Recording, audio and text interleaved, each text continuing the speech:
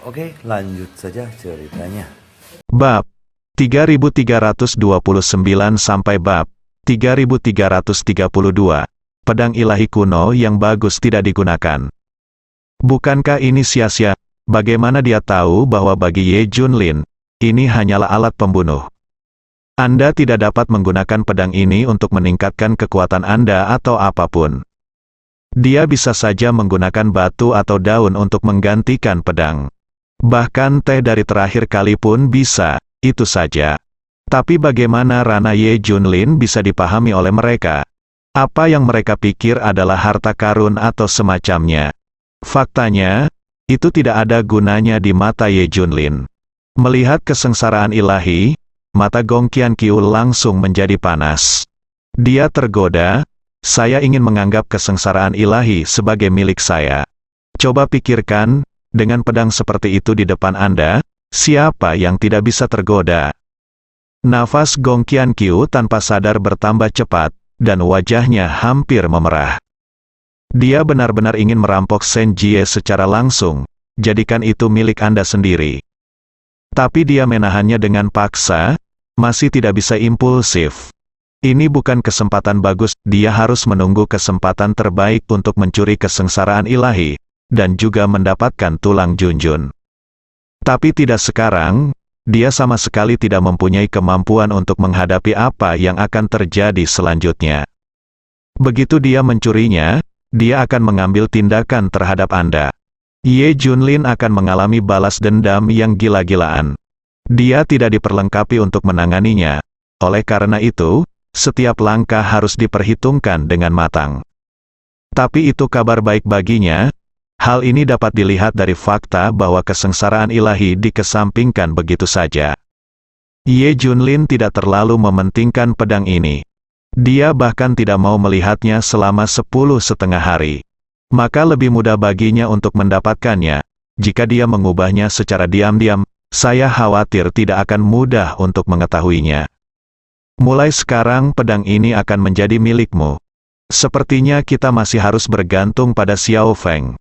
Gong Qianqiu masih menahannya dengan paksa, menunggu rencana tindak lanjut. Dia dengan cermat mengamati di mana Ye Junlin menunggu. Sekarang semua lokasi penting Gong Qianqiu telah diketahui. Setelah pergi dari sini, saya berjalan melewati semua area lainnya. Saya menuliskan semua lingkungan dan jalan. Base camp Ye Junlin tidak memiliki rahasia untuknya saat ini. Gong Qianqiu pergi dengan puas. Jika Anda mengetahui segalanya tentang tempat ini, segalanya akan lebih mudah ditangani di masa depan. Tunggu, kalau begitu, saya akan datang ke sini lagi cepat atau lambat. Pada saat itu, dia akan mengambil pedangnya dan mentransplantasikan tulangnya. Segera setelah itu, Ye Junlin kembali ke base camp. Tapi begitu dia tiba, dia merasa berbeda, bukan karena ada aura apapun yang dia sadari. Bagaimanapun, Gong Qianqiu cukup pintar untuk menghapus aroma dan jejak apapun.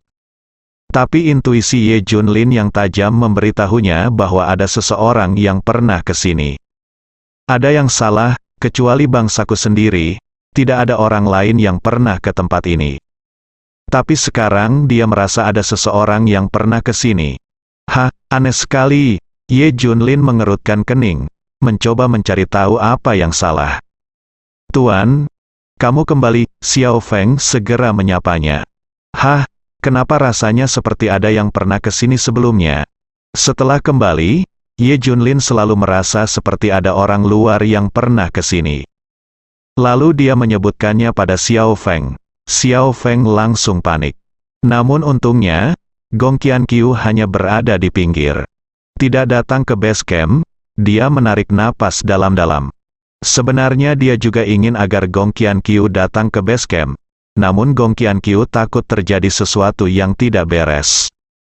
Sekarang aku memikirkannya, Gong Qianqiu sudah menduganya sebelumnya. Untungnya dia tidak datang. Kalau tidak, Tuan akan menyadarinya. Saya masih belum bisa menjelaskannya dengan jelas saat itu. Xiao Feng segera menjelaskan, setelah mengetahui Tuan Anda pergi, saya takut Suster Junior Junjun dalam bahaya. Jadi saya memeriksa kemana-mana, mungkin masih ada sisa nafas. Saya telah menjaga di sini, dan tidak ada orang luar yang masuk. Aku yakin akan satu hal. Ya, aku yakin kamu ada di sini. Sekarang Ye Junlin sangat optimis tentang Xiao Feng dan percaya padanya. Dilakukan dengan baik dalam semua aspek. Mungkin saya terlalu berhati-hati dan terlalu gugup. Ye Junlin tidak melanjutkannya lebih jauh. Tuan, sebenarnya mudah untuk menemukan identitas orang-orang berjubah hitam ini. Siapapun yang memiliki sedikit pengalaman di divisi Zenmo mengetahuinya. Saya sudah mengetahui identitas mereka. Mereka adalah ras alien terkuat yang menjadi musuh divisi Zenmo. Xiao Feng segera memberi Ye Junlin informasi yang dibawakan Gong Qianqiu. Ye Junlin yakin akan hal ini. Lagi pula, aku mengetahui dari 3 orang suci Beige bahwa identitas pria berjubah hitam diketahui banyak orang di divisi penindas iblis. Aku hanya tidak berani mengatakannya. Bukan hal yang aneh jika Xiao Feng mengetahuinya secara diam-diam. Tuan, saya sudah mengetahui identitas pria berjubah hitam itu. Namun, saya masih belum mengetahui apa maksud dari pola ular besar yang menelan langit. Diperkirakan hanya sedikit orang yang mengetahuinya sebelumnya. Xiao Feng berkata dengan sedikit penyesalan. Saya sudah tahu identitas orang-orang ini. Adapun totem piton menelan langit, saya juga mengetahuinya, tapi saya terus menyelidikinya. Kata Ye Junlin ringan, apa, Tuan? Kamu benar-benar luar biasa, jadi itu sebabnya kamu pergi ke Beige. Xiao Feng kagum. Sisi lain, Gong Qianqiu kembali ke tempat Su Qingya dan yang lainnya di penjara. Su Qingya dan yang lainnya tercengang. Secara logika, tidak mungkin Gong Qianqiu kembali secepat ini. Sekarang dia harus mengukir Beige. Apa yang sedang terjadi? Kamu, Beige, benar-benar selamat dari bencana. Seseorang menyelamatkan Beige. Gong Qianqiu memandang mereka dan berkata, apa? Ini membuat Su Qingya dan yang lainnya terkejut dan bahagia. Beige terselamatkan, mereka hampir bersorak. Ya, benar. Ye Junlin pergi ke Beige untuk mencari ketiga leluhur keluargamu untuk menanyakan keberadaan si pembunuh. Dia kebetulan menghadapi krisis di Beige dan menyelesaikannya dengan mudah.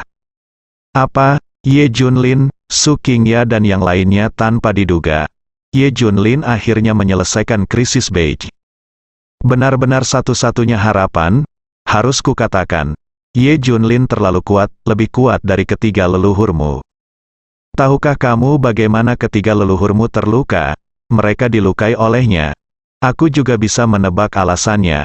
Pavilion Wu Fang dan bahkan semua faksi utama memiliki orang-orang yang sangat berbakat, dan semua leluhur memiliki orang-orang yang sangat berbakat. Tetapi Anda, Pavilion Bei, tidak memilikinya.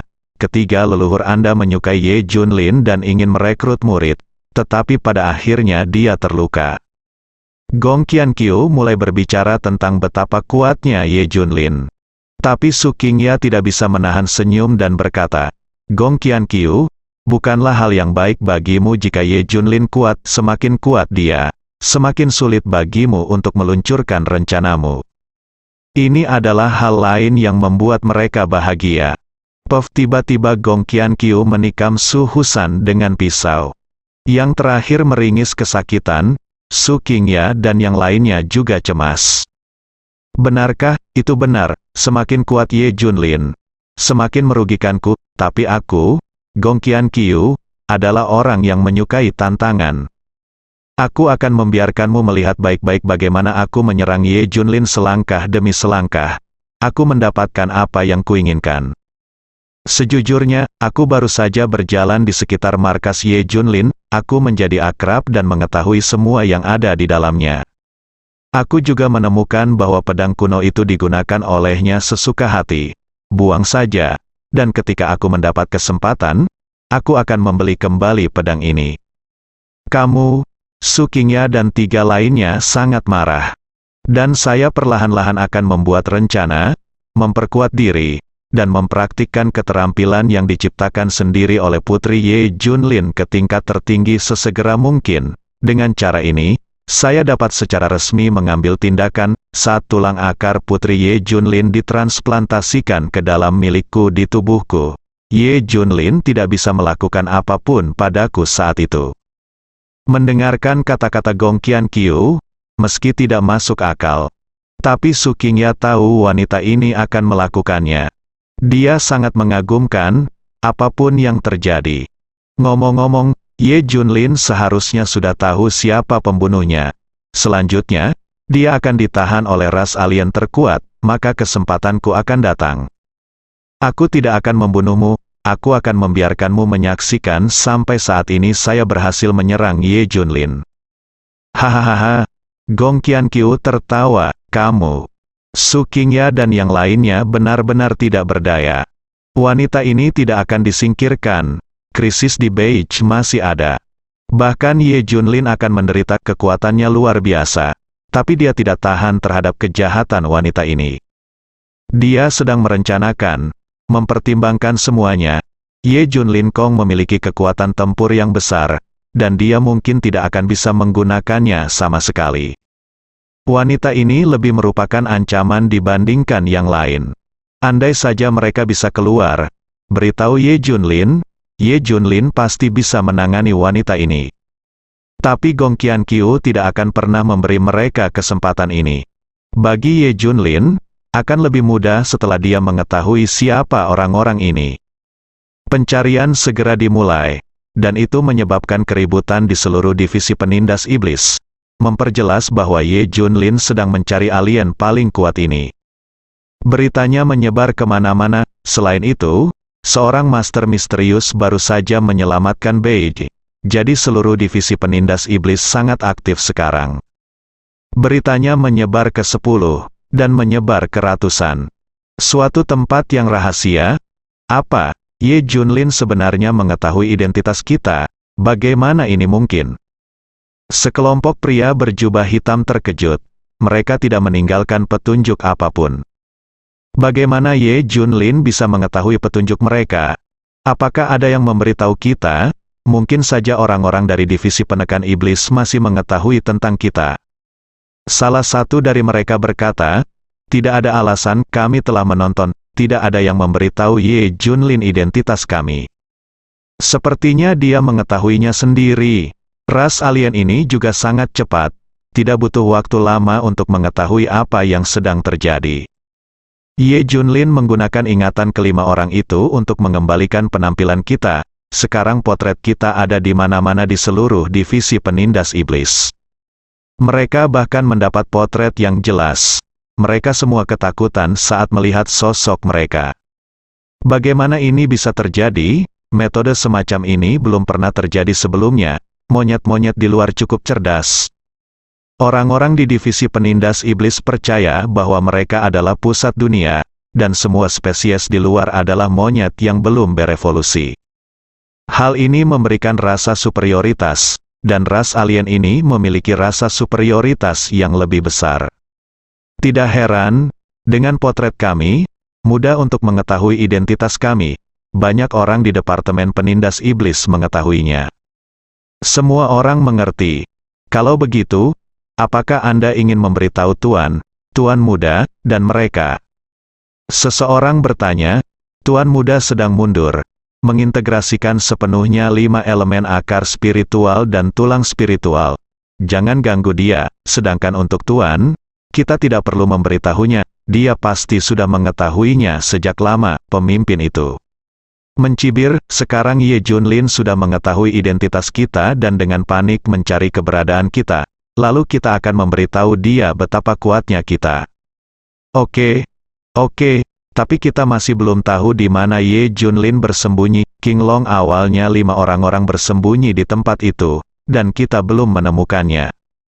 Kalau begitu ayo kita serang yang lain dulu. Sebaliknya, kita akan mencari di mana Ye Junlin berada. Jika kita menemukan mereka, kita akan memberi mereka mengalahkan. Segera, ras alien ini dipilih target. Awalnya, saya ingin menyerang Beige secara langsung. Tapi mereka juga takut Ye Junlin sedang menunggu mereka di Beige. Oleh karena itu, mereka memilih faksi lain di divisi Zenmo. Selain menakuti Ye Junlin, dia juga bisa menakuti divisi penekan iblis. Yang mereka pilih adalah kuil harimau. Kuil harimau menderita kerugian besar dalam pertempuran di Beij. Tapi untungnya, sebagian besar kekuatannya masih ada. Tapi suatu malam kemudian, 6.000 orang di kuil harimau dibantai. Dan kematiannya sangat tragis, mayatnya dipisahkan. Jantungnya telah digali, dilihat dari setiap mayat. Jelas mereka disiksa dan dibunuh secara brutal. Semua orang juga tahu siapa yang mengambil tindakan. Seluruh divisi penekan iblis langsung dipenuhi rasa takut. Musuh bebuyutan divisi penekan iblis, ras alien terkuat. Mereka memperingatkan penekan iblis. Peringatkan Ye Junlin lebih banyak lagi, karena ras alien ini terlalu menakutkan. Mereka membantai kuil harimau dalam semalam, dan mereka masih menggunakan metode kejam ini. Kuncinya adalah tidak ada yang tahu kapan mereka mengambil tindakan, dan tidak ada jejak yang tersisa. Seluruh kuil harimau dibantai dalam semalam, dan tidak ada yang mengetahuinya. Saya tidak tahu sampai pagi. Poin kuncinya adalah Ye Junlin dan banyak orang dari divisi Zenmo sedang mencari mereka. Mereka bahkan berani muncul dan membunuh orang. Ini menunjukkan betapa kuat dan sombongnya mereka. Tiba-tiba, seluruh divisi penekan iblis mulai bergerak. Ras alien terkuat ini telah muncul kembali. Ini adalah mimpi buruk mereka. Kecuali seluruh divisi penindas iblis bersatu, tidak akan ada cara untuk bertarung. Tapi sekarang berbagai faksi di divisi penekan iblis memiliki niat jahatnya masing-masing. Bagaimana mereka bisa bersatu? Jika alien terkuat harus dikalahkan satu persatu, itu terlalu sederhana. Tentu saja untuk faksi-faksi kecil ini, masih agak sulit untuk faksi besar. Di divisi penekan iblis ini, hanya ada satu kekuatan, yaitu tubuh utama asli dari divisi penekan iblis. Mereka masih akan sedikit takut. Kekuatan lain tidak memperhatikan ras alien terkuat ini. Termasuk kekuatan besar seperti Pavilion Wufang, mereka tidak menganggapnya serius. Jika Anda mengatakan itu akan dihancurkan, maka itu akan dihancurkan. Ini juga alasan mengapa Su Qingya dan yang lainnya sangat ketakutan. Beberapa faksi kecil sudah mulai membentuk aliansi. Bahkan kekuatan besar pun mulai bersatu satu sama lain. Divisi penekan iblis berada dalam kekacauan total. Bayangan yang didominasi ras alien terkuat kembali lagi. Awan berkumpul, ketakutan mulai muncul. Tidak ada lagi yang berani mencari ras alien terkuat ini. Segera Ye Junlin juga mengetahui hal ini. Dia tidak mengerti bahwa pihak lain memprovokasi dia dengan gila-gilaan dan memperingatkannya. Ye Junlin segera tiba di kuil harimau. His. Semua orang kaget saat melihat pemandangan di kota kuil harimau. Benar-benar menakutkan, karena ada mayat tergantung di mana-mana di seluruh kota.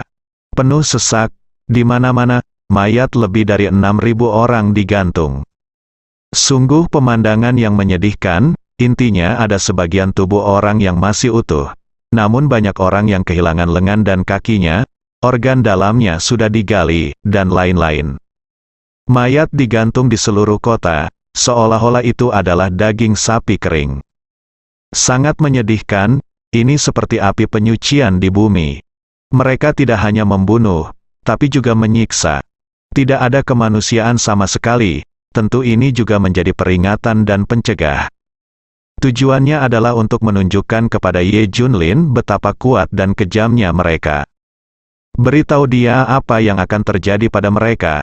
Semua orang gemetar, terutama mereka yang mengetahui bahwa ini adalah ras alien terkuat, anggota divisi penekan iblis, bahkan lebih ketakutan. Ras alien terkuat ini sangat menakutkan. Konsekuensi dari menyinggung mereka akan sangat menyedihkan. Xiao Feng dan orang lain yang mengikuti Ye Junlin tampak semakin murung. Siapa yang tidak marah menghadapi provokasi seperti itu? Dan kini berbagai rumor menunjukkan bahwa ras alien ini super kuat. Apakah mereka dapat membalaskan dendam 5 orang King Long adalah sebuah pertanyaan. Hal ini membuat hati mereka langsung membeku. Xiao Feng, khususnya, mengepalkan tangannya dengan erat.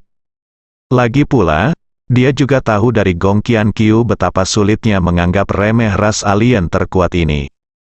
Betapa sulitnya mereka membalas dendam. Bagaimanapun, ras alien terkuat ini bukanlah Hydra sebelumnya. Mereka adalah eksistensi yang ditakuti oleh seluruh divisi penindas iblis. Kekuatannya terlalu menakutkan, bahkan masternya mungkin tidak dapat melakukannya. Oke, bagus sekali, tunjukkan padaku, kan? Cahaya dingin melintas di mata Ye Junlin. Segera, sudut mulutnya terangkat, memperlihatkan senyuman. Tapi di saat yang sama, kamu juga takut padaku. Jika kamu tidak takut padaku, mengapa kamu perlu melakukan drama peringatan dan kejutan seperti ini? Bukankah kamu harus datang kepadaku secara langsung? Ye Junlin mengatakan. Ini kata-kata, semua orang tiba-tiba menyadari. Ya.